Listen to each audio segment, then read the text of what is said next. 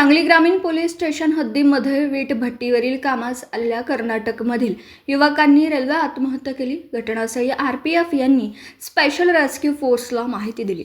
घटनास्थळी सांगली ग्रामीण पोलीस स्टेशनचे अंमलदार येऊन घटनेची पाहणी करून नातेवाईकांचा शोध घेत मृताच्या भावाला विचारपूस करत असता मृतदेह ओळखून सांगली शासकीय हॉस्पिटल येथे पाठवण्यात आला. मयत व्यक्तीचं नाव खंडू अर्जुन माने, वय वर्ष 35, राहणार हुन्नूर, तालुका मंगळवेढा, जिल्हा सोलापूर रहिवासी असून तो बारक्या भावाकडे वीटभट्टीच्या कामावरती आला असता घटनास्थळी स्पेशल रेस्क्यू फोर्स आपत्कालीन पथक यांच्या रुग्णवाहिकेतून मृतदेह शासकीय रुग्णालयात पाठवण्यात आला. पुढील तपास सांगली ग्रामीण पोलीस ठाणे करीत आहे. स्पेशल रेस्क्यू फोर्स आपत्कालीन पथक कैलास वडर, सागर जाधव, आकाश कोलक, राजू मोरे.